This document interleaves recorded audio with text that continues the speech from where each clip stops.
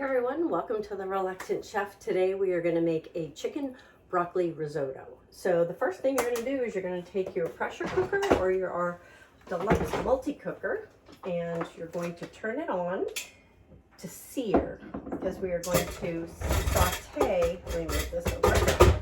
We're going to go ahead and saute our onions. So we're going to turn it on in the back, turn to sear. Turn it on, put a little bit of olive oil.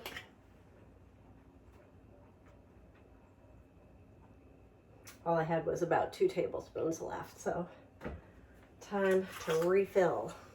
So the first thing I want to show you guys is I've cut most of my peppers, but I want to show you the quick slice.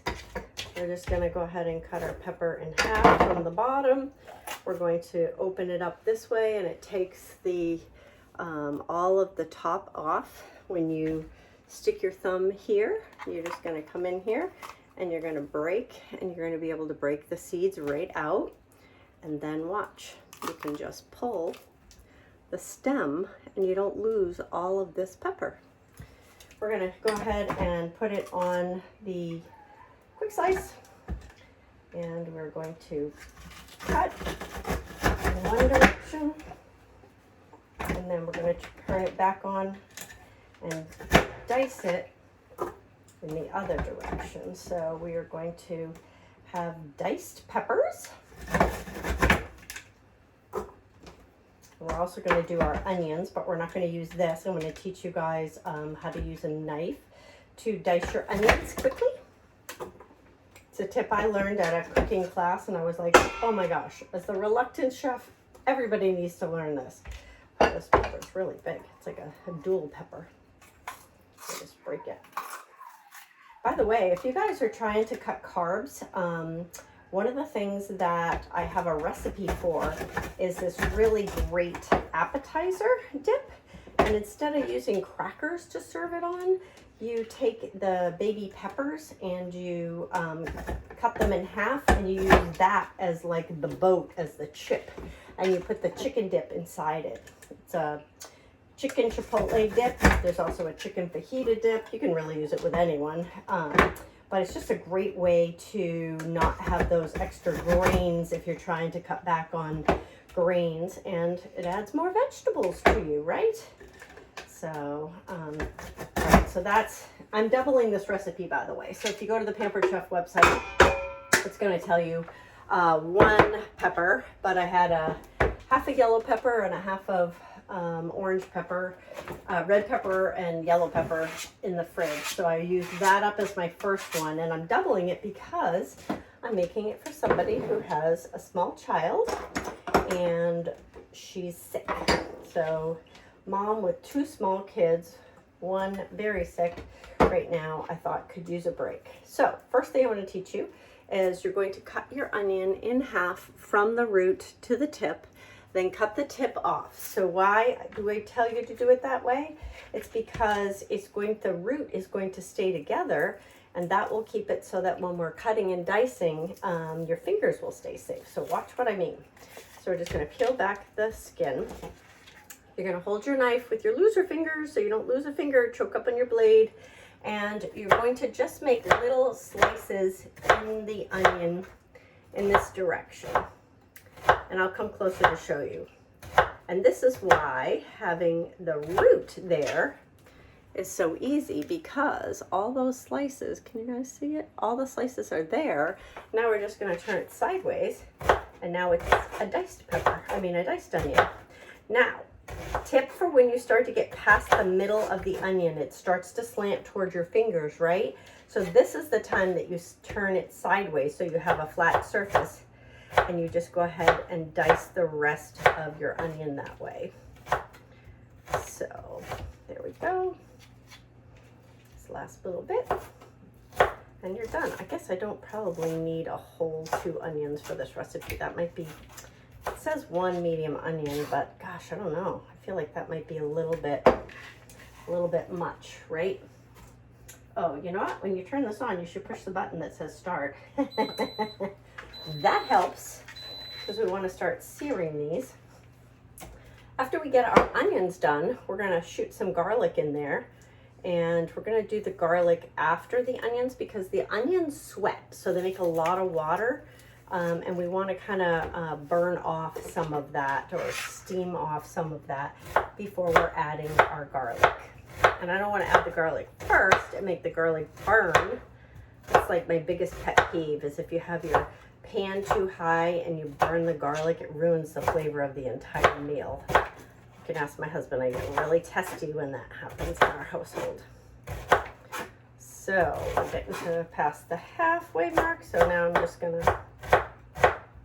cut this way, and ooh, now my eyes are starting to burn. I got a paper towel with water on it over here, thinking that that might help the onions, but we'll see. Right now, if you're watching this, put an emoji with the crying emoji so I know that you've seen me. Now, when you're making a risotto, you want to use arborio rice, not regular rice. It doesn't work the same. So make sure that you buy the right rice. It's key. And I realized that I forgot to chop up my broccoli, but the good thing is that this will go ahead and cook for about 4 or 5 minutes, and it takes about 12 minutes to come up to temperature. So during that time, I'll have plenty of time to cut my broccoli into tiny little florets. I'm crying, crying, crying. These are really strong onions. And we'll put them in. So we're gonna saute onions, peppers, and garlic. And then we're going to add our our rice. We're gonna add a little bit of salt. And we're gonna add the rice in, and we're gonna stir it a little bit with the rice just to kind of get the flavors mixed. Then we'll add our chicken and our Dijon mustard. So I bought Grey Poupon this week specifically for this recipe. I usually use like no name brand, but my parents always used Grey Poupon growing up, and so I thought, let's see if there's a difference. I'm sure gourmet mustard, there is a difference, so we will see. I'm using the flexible cutting mat right now. Usually I use it in order to pick it up and dump my ingredients into my pressure cooker, etc. But I have my block of cream cheese on it, so that's not working so swell, right? But usually you can just pick it up, bend it, and it will dump right into your pan. So get that going. Let me get a stirring unit here.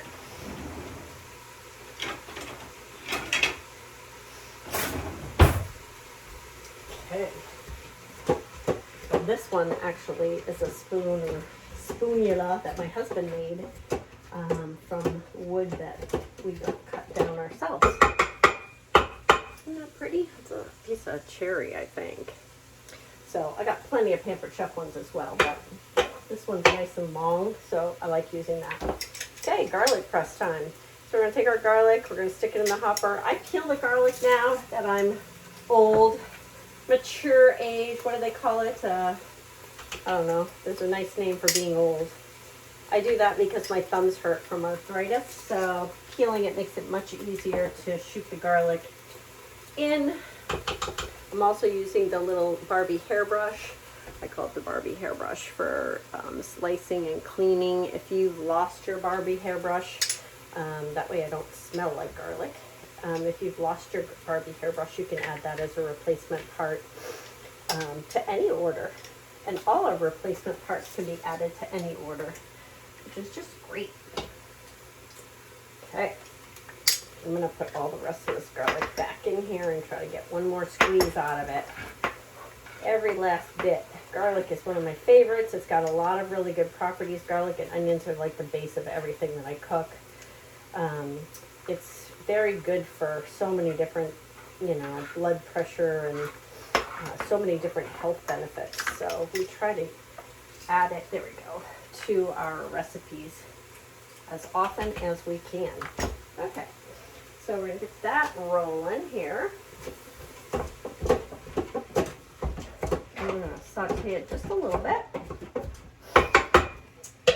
4 or 5 minutes. So while that's sauteing, let's get our tiny measure-all cup and our scoop and spread. So this recipe is going to call for a couple of tablespoons of mustard, and we are going to fit in here. So let's see. I'm having difficulty opening it. Oh, here we go. Almost done. Ooh. Oh. All right. This is where the hand strength does not come in. I hate getting old. Don't do it. There we go. All right.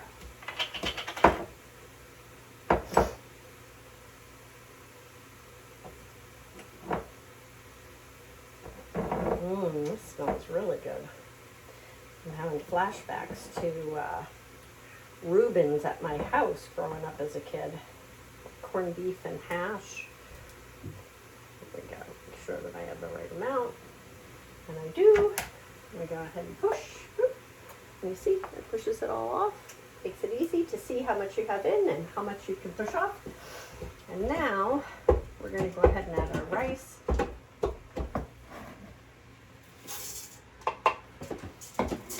And we're going to shut the timer off when we add our rice.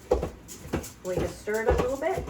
We put our chicken in, and then we turn this to chicken. It'll take about 12 minutes. When you double the recipe, we're going to add chicken broth in, 3 cups of chicken broth as well. When you double the recipe, it takes a little bit longer to come up to temperature because of all the liquids that we're putting in it. But once it's up to temperature, it's only going to take about 4.5 minutes to cook. And that is our recipe. So thanks for watching. I'll post the recipe for you below, or you can message me for it. And I'll show you some photos of it done. It's super easy. You can have everything all prepped and cut before you go to work, come home, and have dinner in about 20 minutes or less. Easy peasy. So I'm going to go get my chicken broth, and I will see you all online again. Thanks for watching The Reluctant Chef.